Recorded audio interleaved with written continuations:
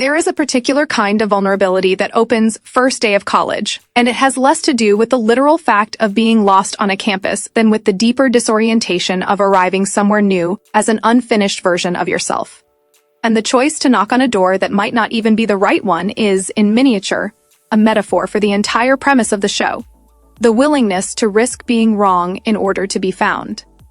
Brooklyn's uncertainty about the address functions less as a plot device than as an emotional register, establishing her as someone who is used to double-checking herself, used to distrusting her own instincts even when they turn out to be correct. And this small hesitation before the knock tells us something quietly important about how she moves through the world, always slightly braced for correction. When Olive opens the door, the contrast is immediate and deliberate. Here is someone who has already claimed her space, who has spent a week transforming an unfamiliar room into something that feels lived in and hers, and this act of decorating, of nesting so quickly and so thoroughly, reads as its own kind of emotional shorthand for a person who processes anxiety through control, through building a container sturdy enough to hold whatever uncertainty the future might bring. It is worth noting how much queer women in particular may recognize themselves in this instinct, the impulse to make a space beautiful and orderly as a way of managing an internal world that feels anything but, and the show seems to understand that nervous energy and creative energy are often the same current running through two different channels. Olive's talkativeness, too, deserves attention as a character choice rather than a comic quirk. Nervous talkers are frequently people who have learned that silence is dangerous, that empty space in a conversation might be filled by someone else's judgment or misreading, and so they preempt it. They fill the air themselves. And this becomes especially resonant when we consider how many queer women grow up learning to control the narrative around themselves before anyone else gets the chance to right it wrong.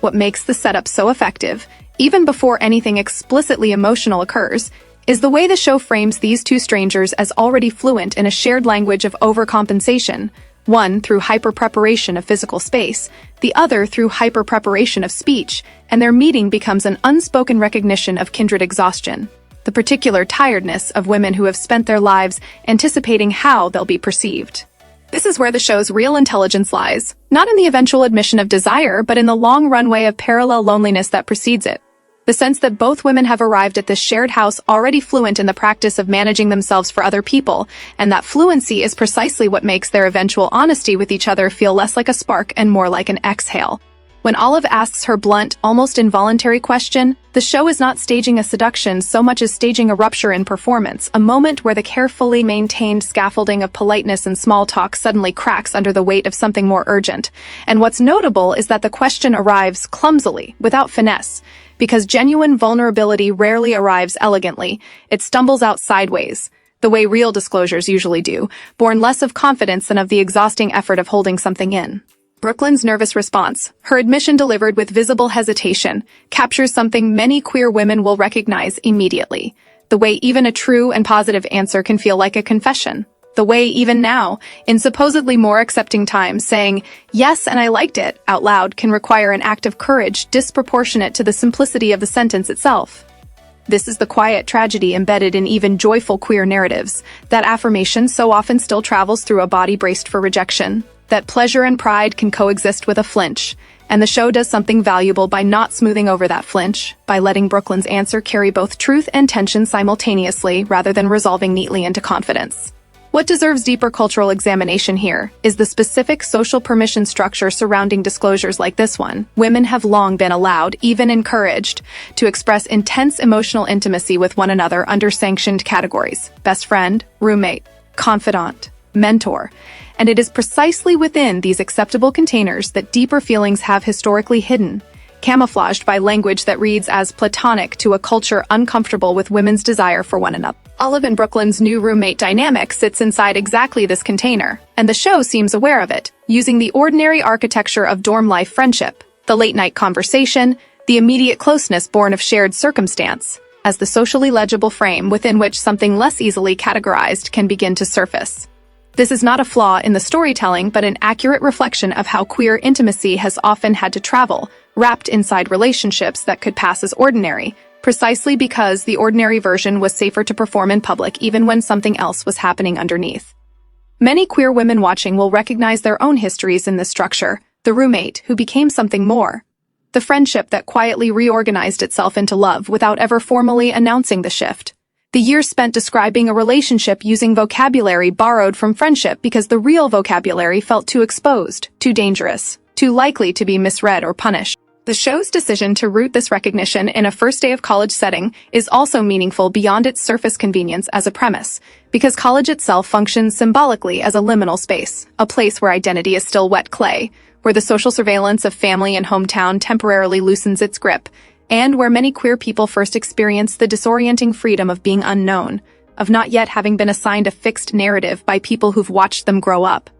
This liminality explains why so many coming-of-age queer narratives cluster around this exact moment in a person's life, not because desire itself is new, but because the social conditions finally allow it room to be spoken, rather than managed. What the show captures well, and what deserves recognition on a broader level beyond the specifically lesbian experience, is how universally women are trained to prioritize caution over authenticity, to weigh every disclosure against its social cost, to perform steadiness even while internally negotiating enormous uncertainty. And this conditioning does not disappear simply because two women happen to be attracted to each other. If anything, it compounds, requiring a kind of double vigilance, managing both the general expectation that women remain agreeable and unthreatening, and the specific expectation that whatever affection exists between them remain legible as safely non-romantic. The emotional labor visible in both Olive's rapid nervous talking and Brooklyn's hesitant honesty is not simply queer labor then, but a dramatization of something many women, regardless of orientation, carry constantly: the low hum of self-monitoring that accompanies almost every act of emotional risk-taking, the internalized sense that vulnerability must be earned, rationed, or justified, rather than simply offered. Read this way, the scene becomes less about a singular queer awakening and more about the broader female experience of learning again and again that honesty requires bravery disproportionate to its actual content, and that the fear preceding disclosure is often heavier than the disclosure itself. What ultimately distinguishes a thoughtful treatment of this material from an exploitative one is precisely the restraint the show exercises around the emotional core rather than the physical event, choosing to dwell in hesitation, uncertainty, and the slow unclenching of guardedness rather than rushing towards spectacle. And this restraint is itself a political and aesthetic choice with real weight, because so much media historically either erased lesbian intimacy entirely, rendering it invisible or coded beyond recognition, or sensationalized it for an audience positioned as external observer rather than emotional participant. A narrative that instead asks viewers to sit inside the discomfort of a barely spoken question, inside the visible effort of an honest answer, inside the long social history that makes such moments feel weighted even when they shouldn't have to be, is doing something quieter but more durable, insisting that queer women's inner lives deserve the same narrative patience and seriousness routinely extended to heterosexual longing in film and television. This insistence matters because cultural discomfort with women loving women has rarely been about the acts themselves so much as about the implied autonomy behind them. The suggestion that women's emotional and romantic lives might exist independent of male attention, definition, or approval, and stories that take queer women's interiority seriously, that treat their hesitation and self-recognition as worthy of careful narrative attention, quietly resist a much older cultural habit of treating women's relationships with each other as either invisible or performative. Seen through this lens, Olive and Brooklyn's dynamic becomes less a story about a dramatic first encounter and more a study in mutual recognition. Two women independently exhausted by the effort of self-management finding, almost by accident, a moment of relief in each other's honesty. And if the show continues to honor that slower, more interior register in the episodes ahead, favoring emotional truth over shock, it will have done something genuinely valuable, offering queer women a mirror that reflects not fantasy or transgression, but the familiar, difficult, ultimately hopeful work of becoming known.